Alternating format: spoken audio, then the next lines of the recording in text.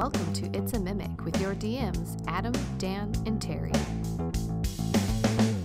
So I'm going to mix it up a little bit. Let's roll initiative again. Okay. We are going to discuss favorite race. I just rolled a 2 again. You need to bring your own dice. Adam and I need to roll off again. Yeah, let's roll off. 18. All right. I usually have a D20. 19. 5. Yeah, there we go. I'm just winning at Dungeons and Dragons. This is what happens. Next episode, these two won't even be here. So my next character will likely have died. So. Yeah. So favorite race. Let's not touch on the Volos because that'll just go forever. Okay. There are way too many options. So favorite core race. Core race. Yeah, right out of the player's handbook. I'm going to halfling. No. Really? No. I think that I like playing a halfling because that stupid lucky aspect that just breaks the game. Incredibly broken ability. I hate that thing. But my favorite race, despite the fact that I don't like cleric, is probably dwarf. Mm-hmm. I just like them because in my head they're just short, bearded, angry Klingons. Angry Klingons. So it's like looking through a reflection. Yeah, but they're just like they're honor bound and it's their way or the highway. And I like that they're not quite as xenophobic now as they used to be in previous editions. Yeah. In my head there are 3 main classes in a fantasy realm: elves, dwarves, and humans. Yeah. You mean races? Did I say classes? Yeah. Races, yeah. So that they're... Oh, I thought you were just listing them in like social class. That's the way you said it. Elves, dwarves, and humans. That's pretty much it. Yeah. So I can't have a fantasy campaign without a dwarf. And it's interesting because now that I'm saying it out loud, there are dwarves littered all through my homebrew stuff. And how many elves have you guys ever run into? That's a good point. Very few. Very rare. Every single elf we've run into has been a bit of like an aloof loner. Or like, not actually an elf in the end. Or not actually there an was elf. Fedral, yeah, that's right. Yeah. But dwarves, to me, they can be crafty and evil very easily without having to be Durgar. Mm-hmm. But an elf has got to be a drow if they're going to be evil, right? Like, I just think that dwarves are a more interesting version of a rough and tumble, and I want to say like blue collar human. Yeah, and they're selfish as well, so it's easier to make that. They easily can be, or they can be totally charitable as well. Yeah. Right. You can have the cleric or the paladin, no problem. The other thing is though that they're not really great at arcane magics, and so that's the limiting factor. But I forgive them anyway because they're hilarious. Mm-hmm. Which is hilarious because the most powerful magic user in our current campaign is a dwarf wizard named the Archmage. Yeah. Mm-hmm. Yeah. Who, let's not Yeah. Bring that painful memory to mind.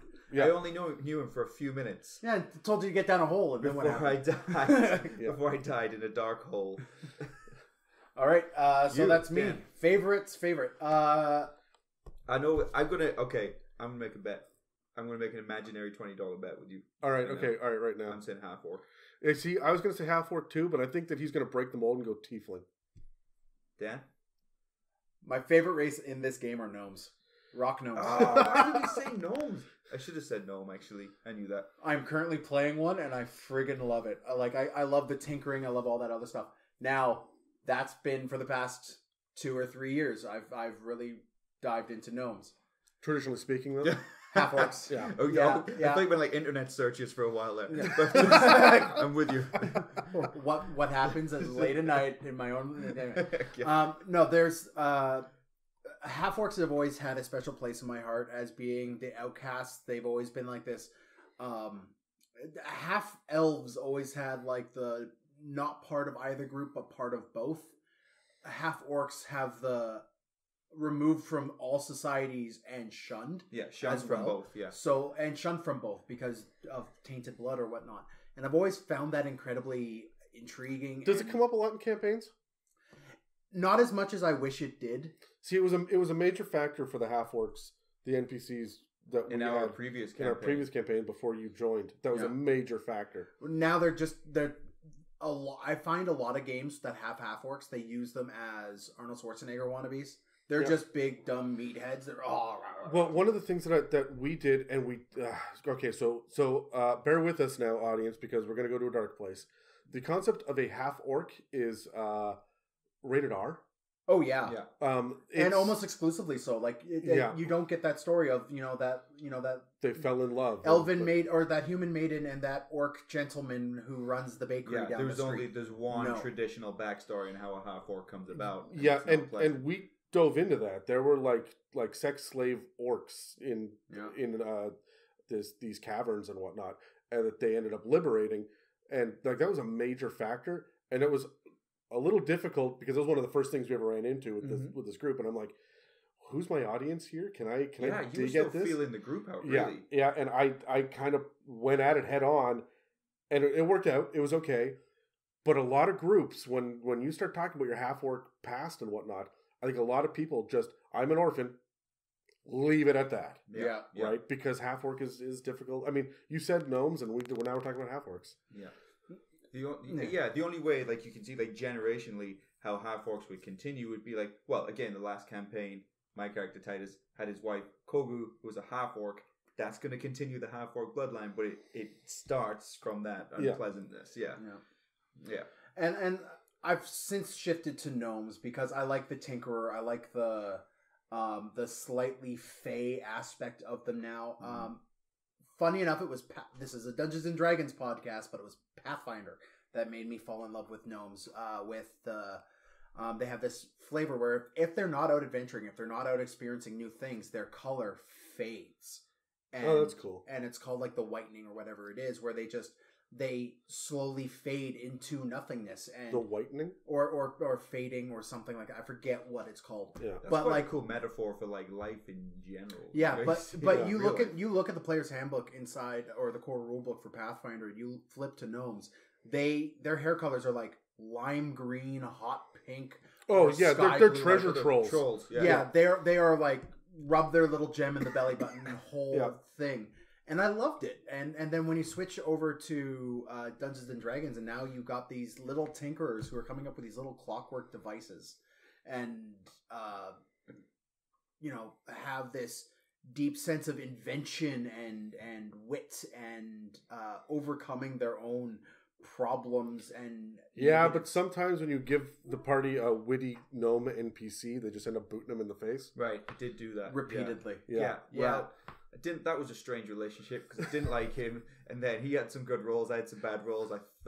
My character thought he liked him. Terry knew that he was a bad guy, but then he weirdly turned out to be the best of people. It was very strange. Yeah. Anyway, so gnomes now used to be half-orcs. Gnomes now used to be half-orcs. All right, that's me. Any guesses on what mine is going to be? Humans? Weirdly enough, in this game full of all these different fantasy races, you can be whatever you like. I just like humans.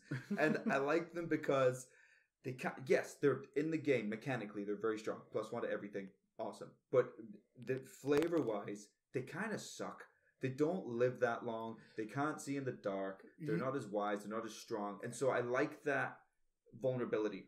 Yeah, also their lore is whatever the DM needs it to be. Yeah. Right? Which is one of the things is they're so versatile that oftentimes when I end up coming up with a big bad guy who's going to be a wizard or a giant like death knight or whatever, the basic is a human that I end up slotting in there because he can be whatever I need to be. And I've got to remind myself as a DM, stop using humans. You're in a fantasy realm, yeah, exactly. Right? And it's weird how humans, we have that...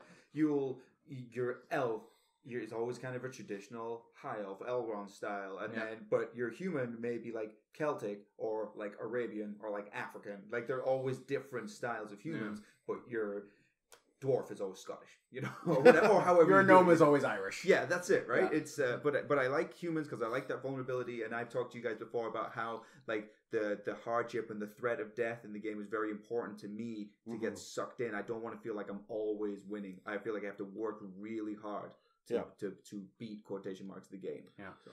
It's funny because I would have been with you 100% up until 5th Ed came out. That humans were 100% the way to go. I don't even think that I've played another race as a player ever before 5th edition. Oh, you were always human? Always human. Oh. Always, 100% of the time. Because you can just blend into any scenario. You don't walk into the Elvish village and have them go, oh, a dwarf? Get out. Right? Like, I never had to worry about being ostracized or whatnot. Because I wanted to be the mouthy character, I could walk in and just be a human and be mouthy and do my thing. Yeah. So... funny enough, if we were to choose least favorite, which I think is what we're going to. Yeah, next. yeah, but hold on. Let's roll for it. Roll it Okay. first. Don't even say it, Dan. 16. Natural 20. There you go. I thought you'd won again for a second. I Getting hate back. humans. Oh my god, I hate them in my fantasy. Like, I understand their positioning. I understand why they're there. I understand that they're the easiest jump for a new player in so that they understand kind of who they are. Sure. And I understand their versatility. But they lack so much flavor, and every single optimization guide, every single build goes with, you're taking the variant human and you are taking that feat first level. Yeah. Like, it's just what it is, right? And they're stupid powerful without having the tease of flavor. Like, I like rock gnomes. Why? Because they tinker and they do their little magic things, and they have this artificer lore deeply ingrained in the brains. I love dwarves because of their familial culture and their isolationist culture to a sense, and all these other things. I love half-orcs because of their history and their flavor. And I hate humans because all humans ever turn out to be is that African analog. All it ever turns out to be is that brave knight analog. Whoa. I'm not bashing Titus. I'm a little bashing Titus. There is a disconnect in fantasy in my mind for playing a human. Every single person who plays a human is either playing Lancelot, Aragorn, or Jack Sparrow. And it drives me insane. Right, okay, but here's the thing about humans. I'm going to defend them from a lore perspective in 5th ed specifically, but I think this is true from a lot of fantasy campaigns, is the humans are the new guy in the block. They're young, they've got short lifespans, so they're far more chaotic than your dwarves and your elves, or even your gnomes, right? Anybody that has a long lifespan, or your dragons even, will get to know a single human, and then that human dies off. There's like 6 generations, and then that human... the descendant will pop up and run into that elf. It's like, oh, hey, I knew your great-great-great-great-great-grandfather, and I hated him, so I hate you, right? Or I have this general disrespect for the chaotic, dirty, industrious thing that you do as a people, right? I think it's really easy for these races with this huge longevity to be able to look down on humans. Like, I think it's fantastic that they can do that. Yeah. That it has that level of. But at the same time, humans are also the most prolific race in the world. Well, but yeah, you know why they did that, right? From a mechanical standpoint, that's you can get half elves, half dwarves, half orcs, half quarterlings. There's half dwarves, yeah. Right. So I mean, there's no half dwarf yet in 5th ed. There is. Is there? Yep. What? It's got to be in one of. Yeah, it's got to be in one of the modules. A horf?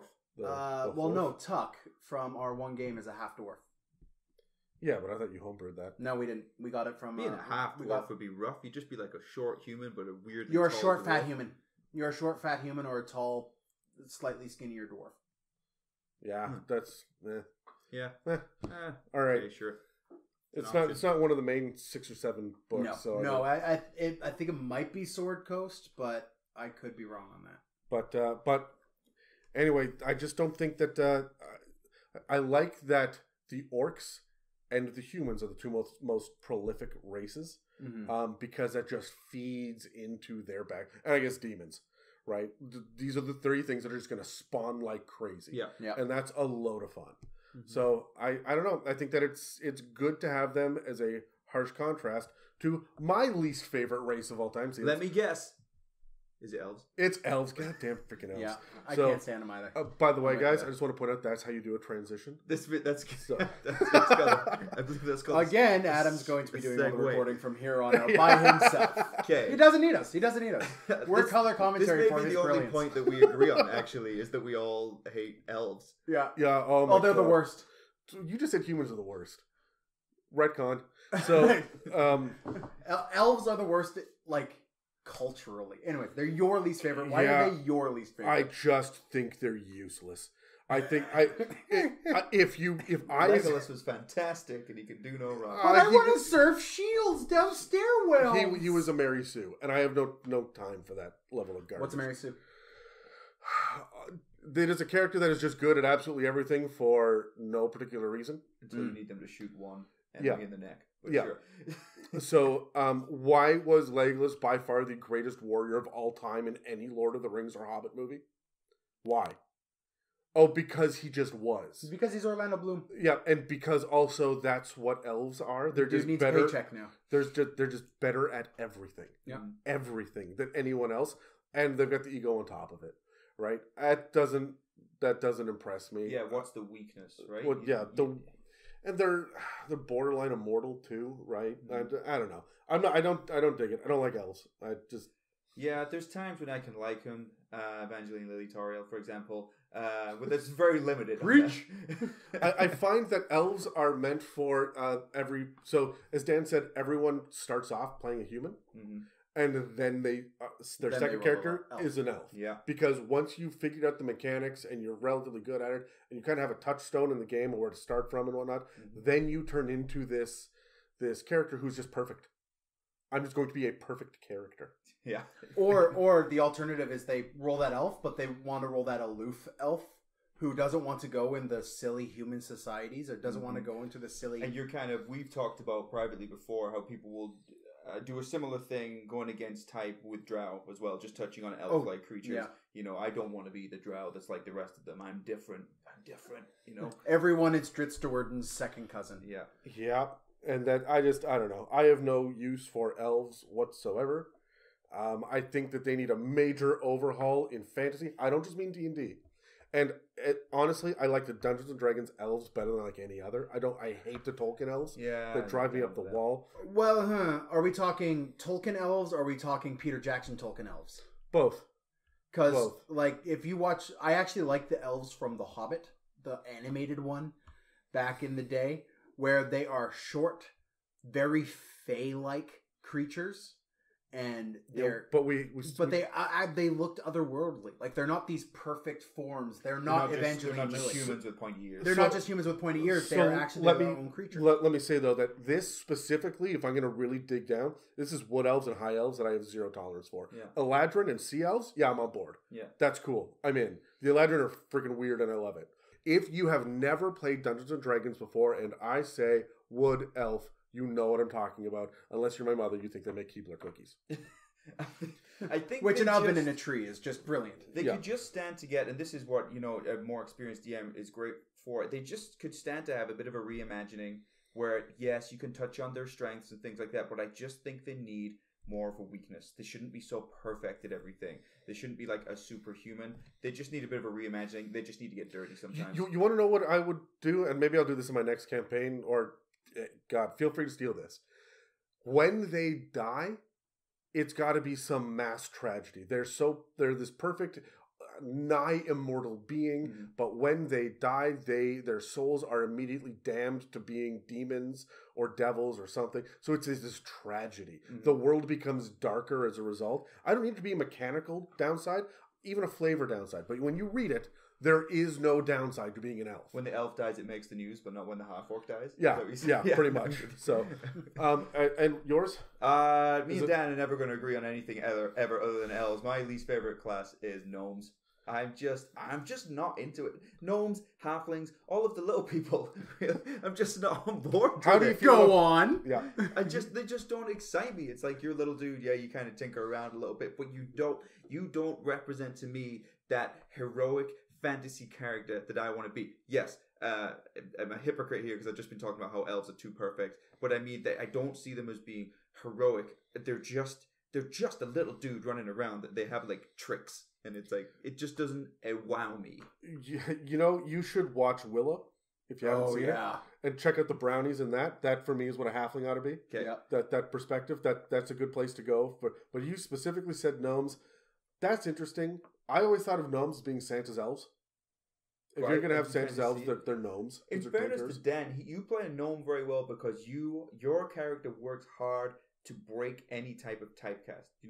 Is gritty, dirty, will never be the last person if you're running towards something. So you can tell that your character works hard to break away from that judgment. But I still have that judgment. Oh, no. And I think I put that through with my last character. The funny thing, a little bit. He liked you in the end. I just don't think he ever told you. The thing with gnomes, I find also is they get They are the only halflings and gnomes are the two races that are so similar and they're so close that there is a very fine line of differenting between them. And they get mixed it's up. like halflings and gnomes are always fairly similar, just like half elves and humans are always a little bit too close. I disagree so much. There's a distinct difference between a gnome and an elf in my head. You're true. However, in 5th ed, gnomes wear shoes, halflings don't. Yeah. There's the difference. Okay, listen. 5th ed has let the halfling You moved down. the phone and like just got all. Yeah, no. I'm good. This is real now. We're gonna put it in effect. Dun, dun, dun, dun. Here we go. So halflings have gotten the raw deal. They got the short end of the stick in 5th ed because anytime They have the most powerful racial ability out of all of them. Because how did they get they the are raw deal? consistently the afterthought in every piece of lore. There's gnomes, there's elves, there's half-elves, there's tieflings, there's dragonborns, there's half-orcs, there's humans, there's variant humans. We've got all these things of Volos. Halflings get a page. And they are always the, and by the way, halflings. Mechanically, they're pretty good, right? They're not the strongest, but they're definitely one of my favorites. But they are second only to from a lore perspective, I disagree with that. But from a lore perspective, there's nothing to them.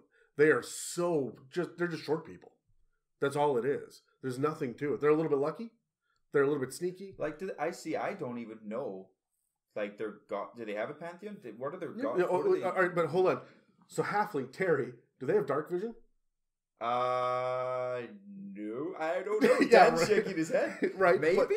The gnomes do. One of them do. I get them mixed up. They both look the same. But I'm not sure. The point is that's another thing about Pathfinder that I like is gnomes and halflings are just like radically different. Radically different. And I think that halflings, again, need to be one of those things that gets an upgrade in the future in 5th ed. We can focus a little bit more on halflings.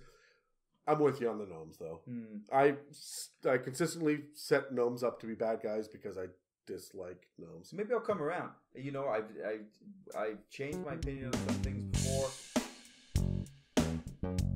Thanks for listening to It's a Mimic. Enjoyed this teaser? Want more? Follow us on social media or visit itsamimic.com. The official first full episode premieres January 29th, 2019. Be awesome and tune in.